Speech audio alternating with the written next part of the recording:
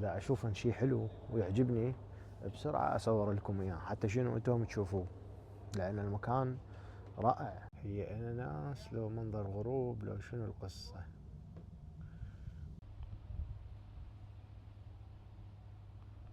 كل الاحوال هذا المنظر حواليه، وانا قاعد اكل اناناس اناناس.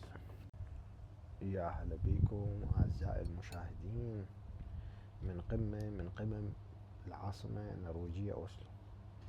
اليوم جيت لهنا انا استمتع بمنظر الغروب الجميل. طبعا الناس موجودين بس شوية باردة، يعني شوية باردة. اجتني اسئلة من واحد اعرفه من اصدقائي، يقول بالسؤال يسألني عن رأيي الخاص، يقول بنظري انا يا هو الأحلى والأجمل والأفضل للسياحة. أنا بصراحة أجاوبكم بهالشكل جواب صديقي والكم همات. دولتين كلش أحبهن أنا، هن سويسرا والنرويج بسبب مناظرهن الطبيعية. زين، ليش اخترت انه ابقى بالنرويج ما اروح لسويسرا؟ همات سبب اقول هذا الموضوع مو هالشكل عبطا. النرويج كبيرة جدا، والنرويج يا سلام هم الناس طيب.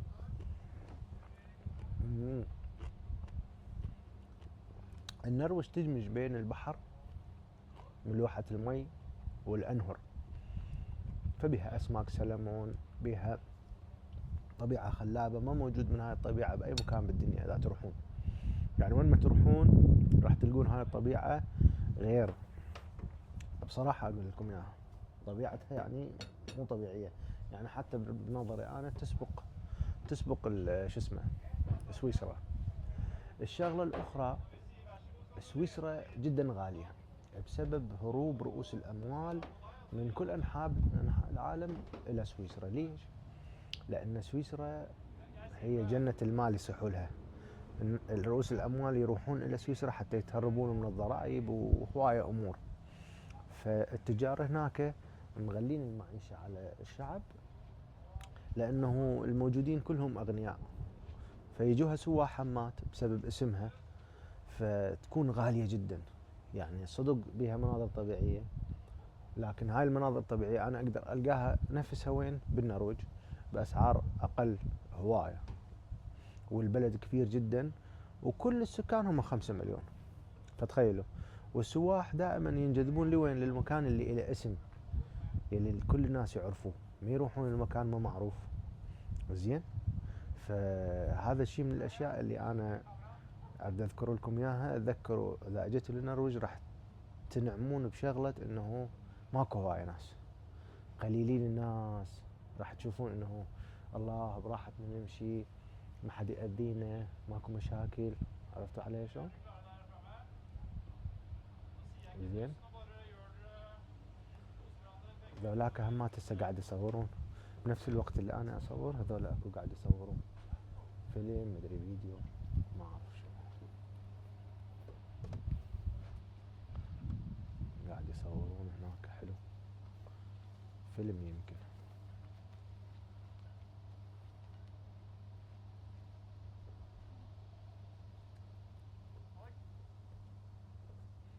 زين، مسوين على اساس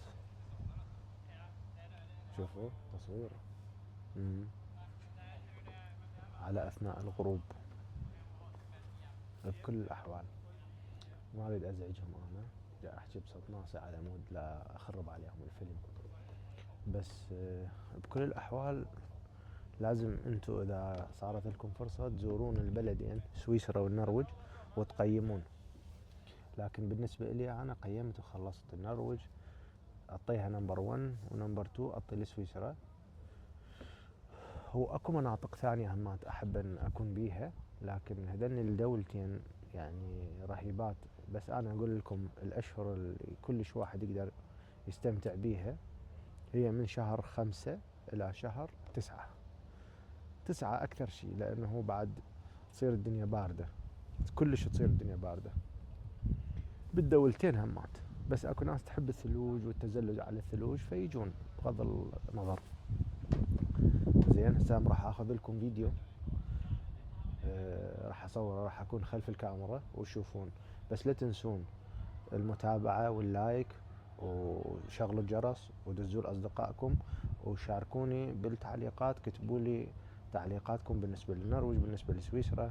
يمكن بنظركم العكس صحيح، ماكو اشكال. كل الهلا بيكم، واشوفكم بفيديو جديد ان شاء الله. يعني المنظر منه روعة.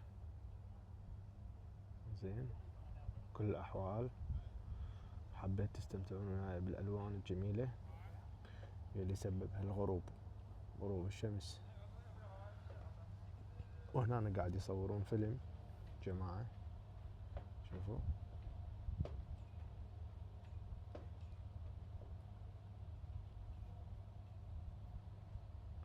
فيلم جميل.